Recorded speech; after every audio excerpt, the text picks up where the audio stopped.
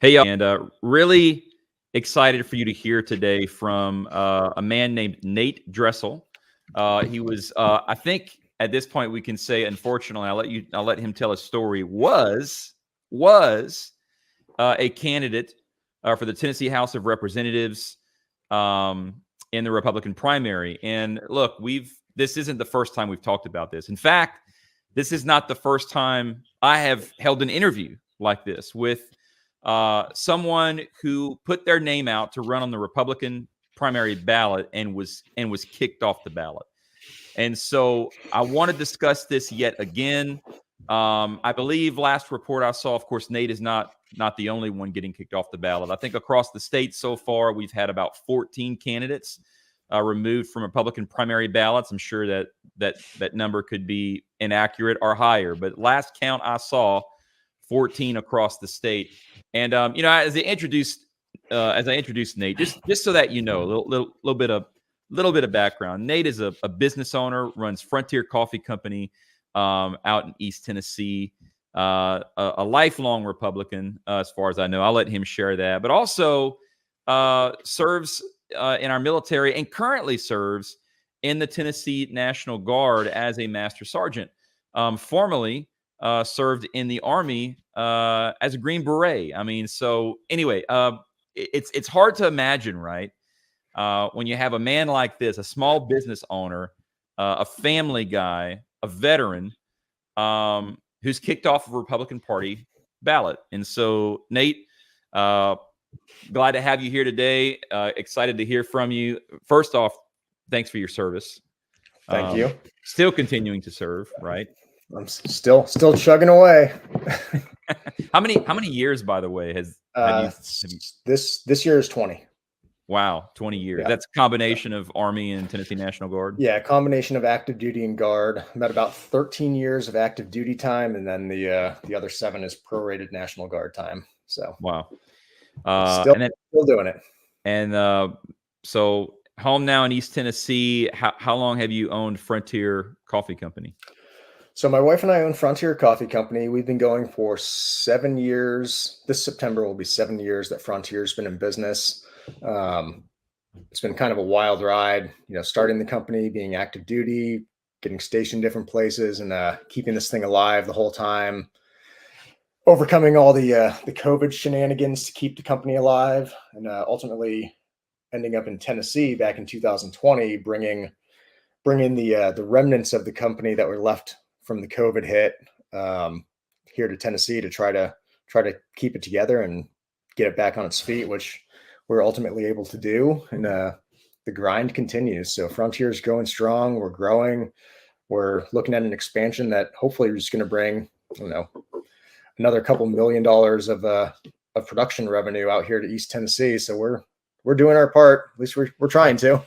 And if I remember right, didn't we talked back in 2020 or 2021? I mean, just like so many other people, you were really frustrated over what was going on here, even in our state here in Tennessee during COVID. And we're looking to get involved and run for office back then.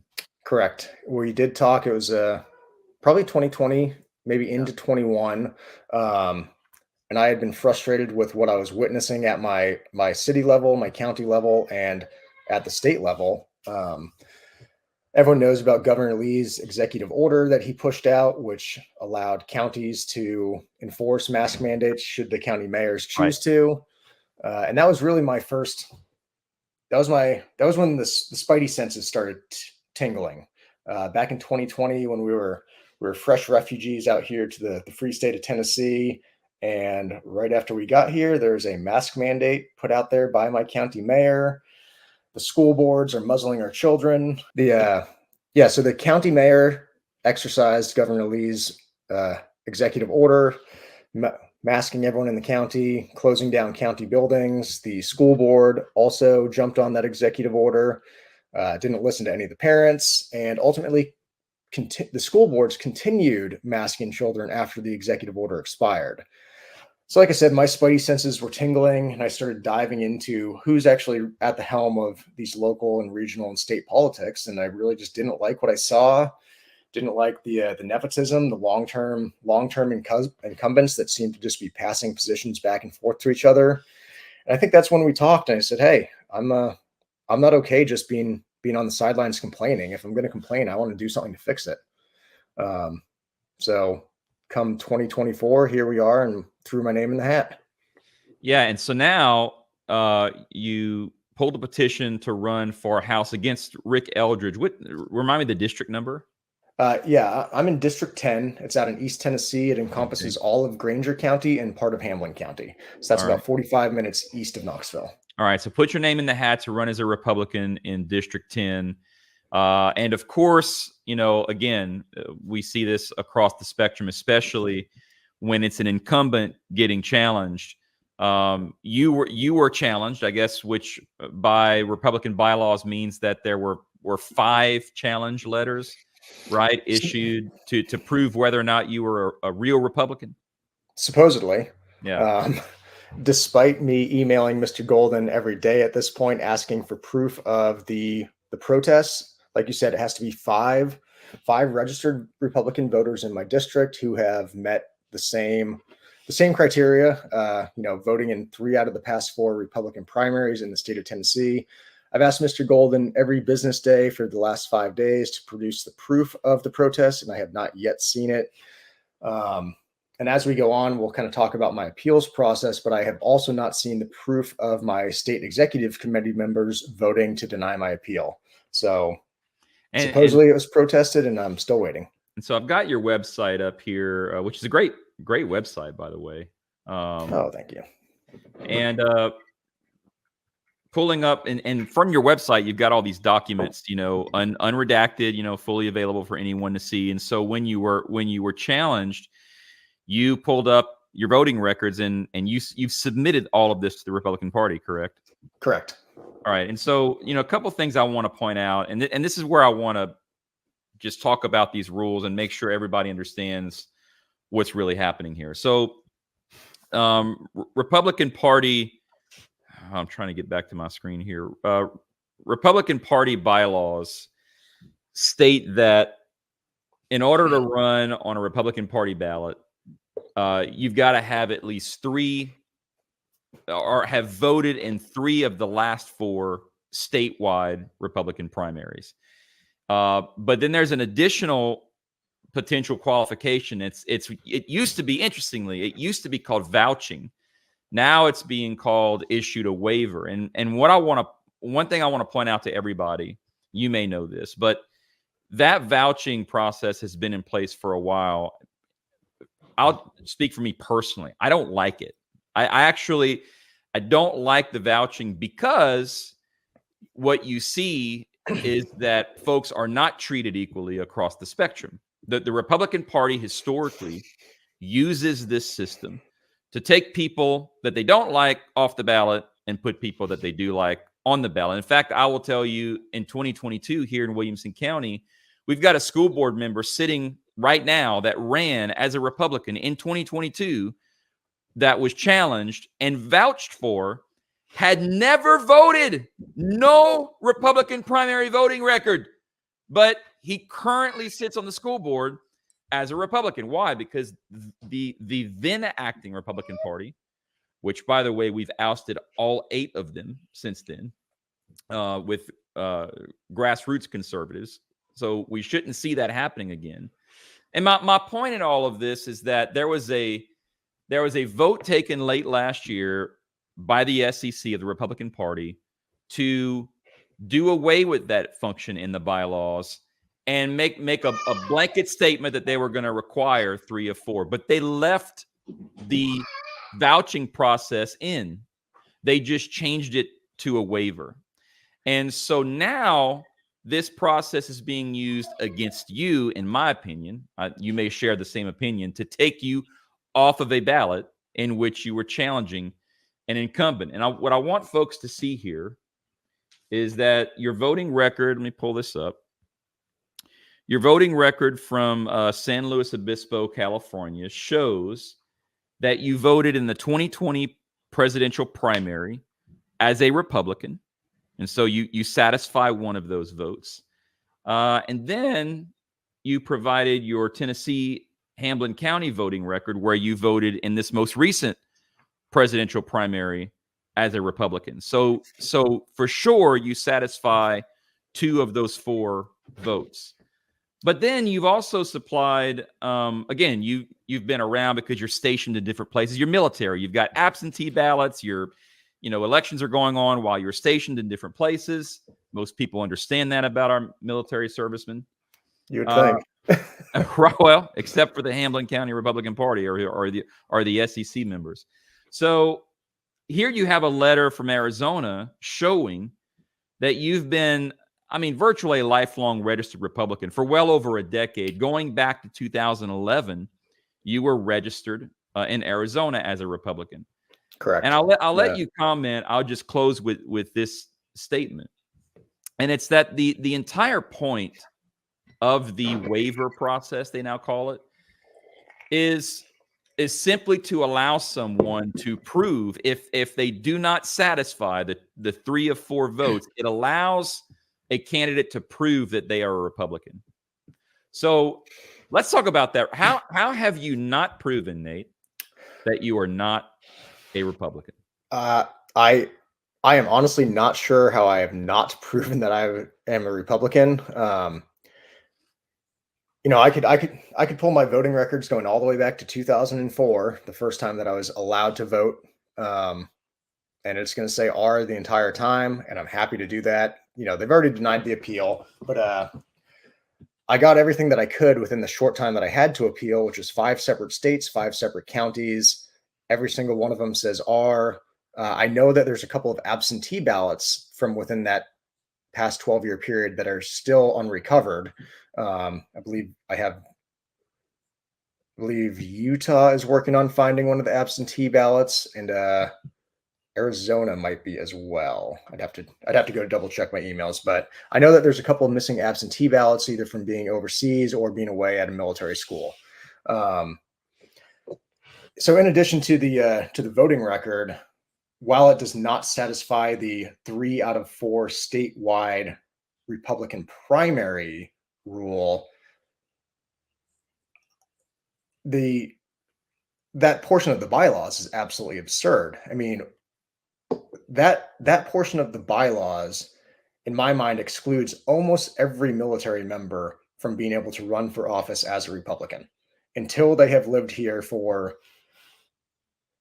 I guess, the fastest that somebody could knock out 3 primaries would be a 4-year period.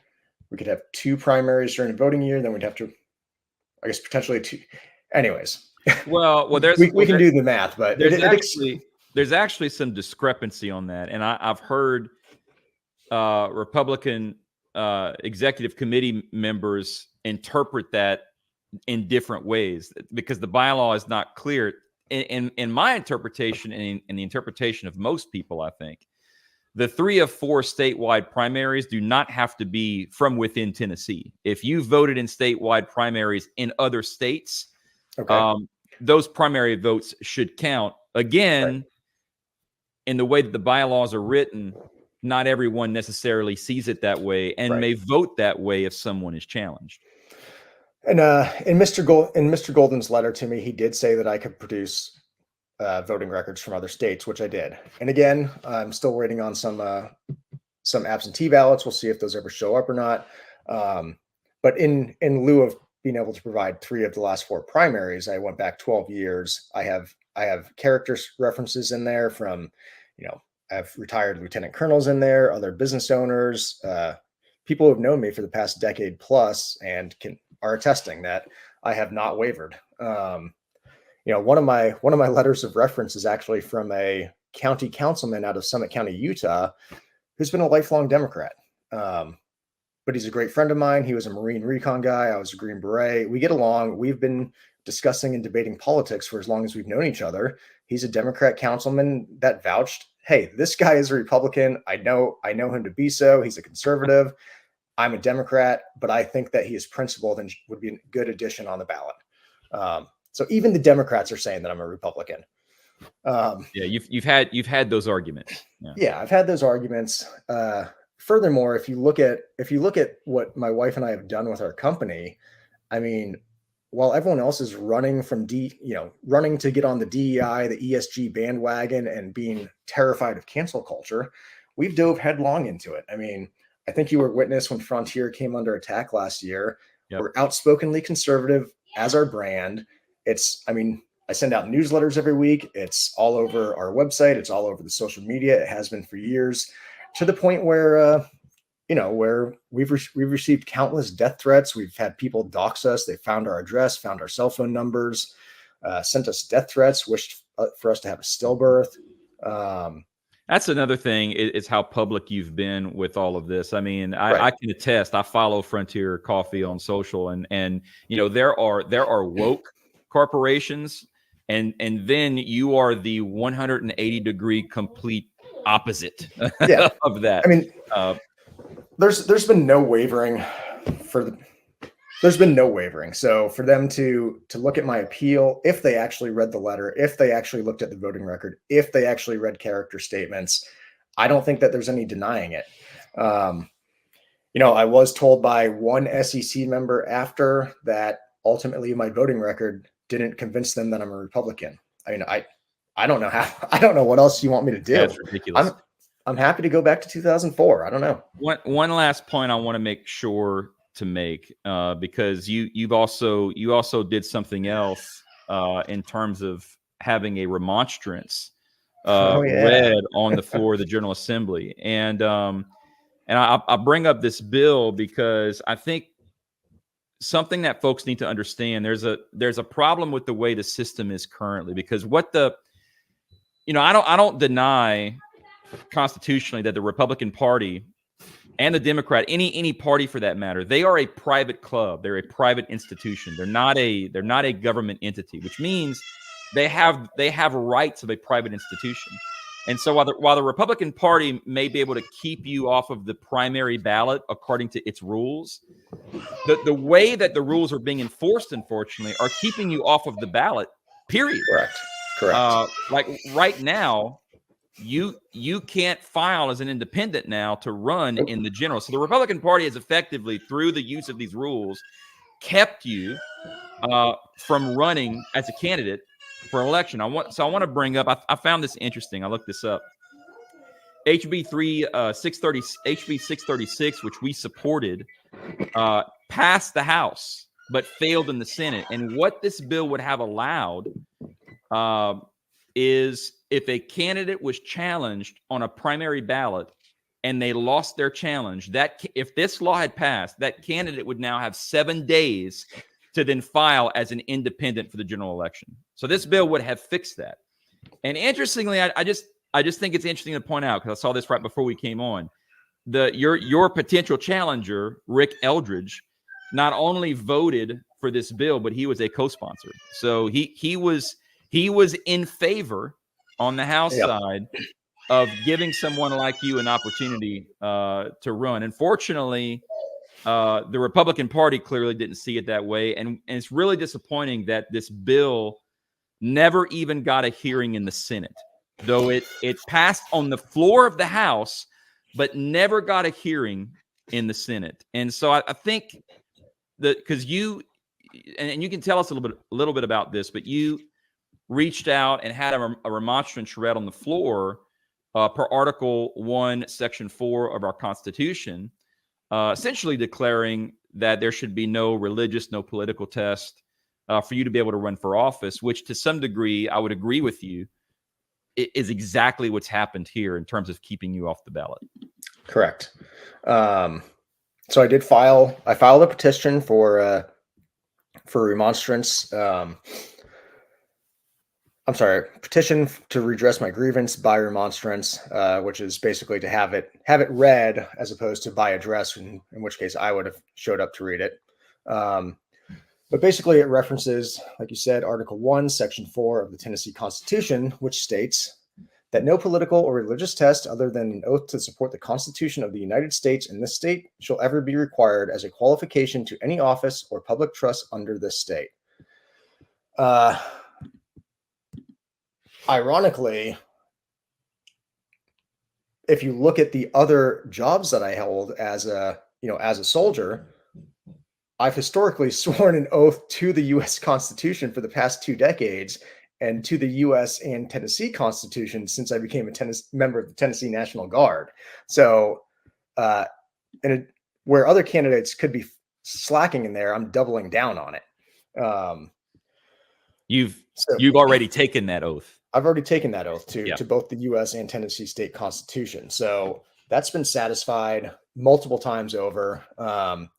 And the way that filing deadlines work for candidates, I believe April 4th is the last day that everything has to be filed, certified, and sent up to state to be a candidate. Well, the parties, I believe they have 7 days after April 4th to deny a candidate. So, like you said, right now there's no way to file as an independent to be on the ballot, because whatever handshake deal that they have going on, instead of the parties leading up to April 4th, like let's say that the party should have to deny a candidate if they're going to before that April 4th deadline, thereby allowing a candidate time to register as an independent and still give the people a fair shake. Well, April 4th rolls around, then the party gets to decide whether they like you or not.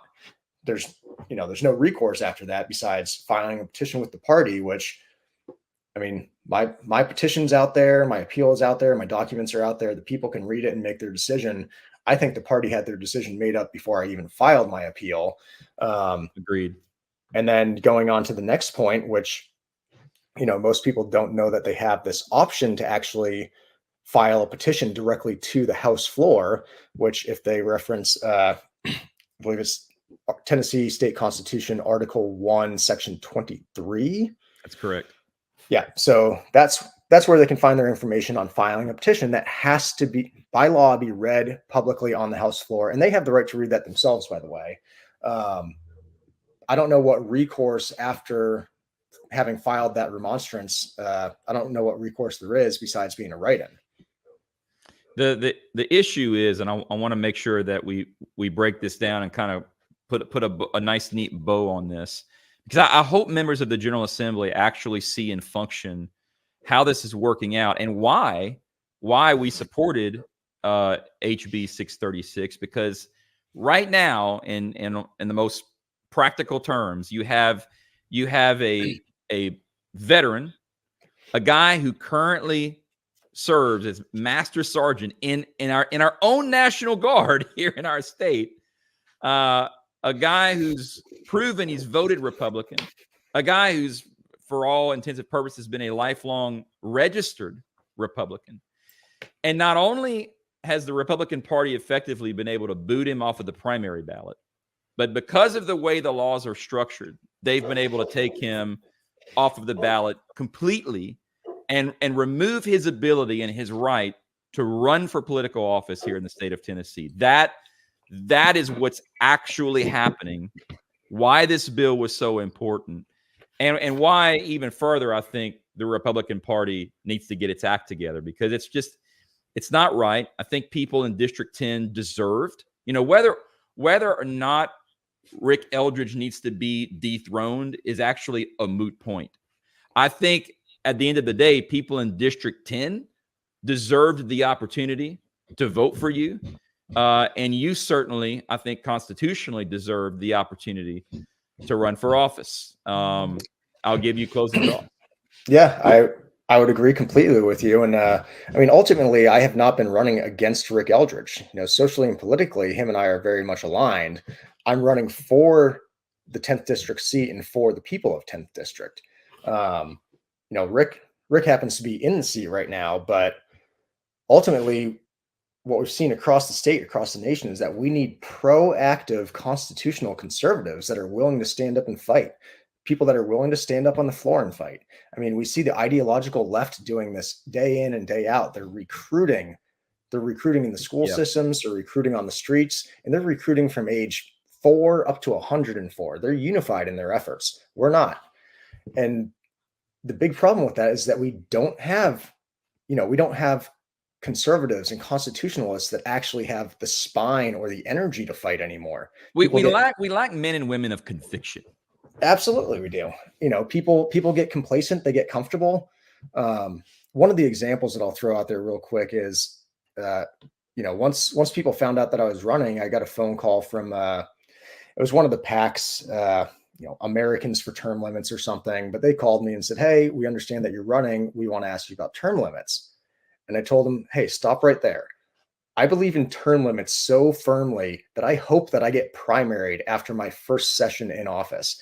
That's how much I want the people to be awake to what's going on, and how much I want our politicians to be on their toes and fighting for their constituents. You can't be complacent in these positions anymore." So, ultimately, I'm running for a seat. I'm still running for a seat. While I might not be a Republican candidate, I promise there are going to be hand cramps because the write-in campaign is going to be so strong. There you go. Um, make sure you fill out that form no more than 50 days prior to election day. Yeah, we're going to fill that one out.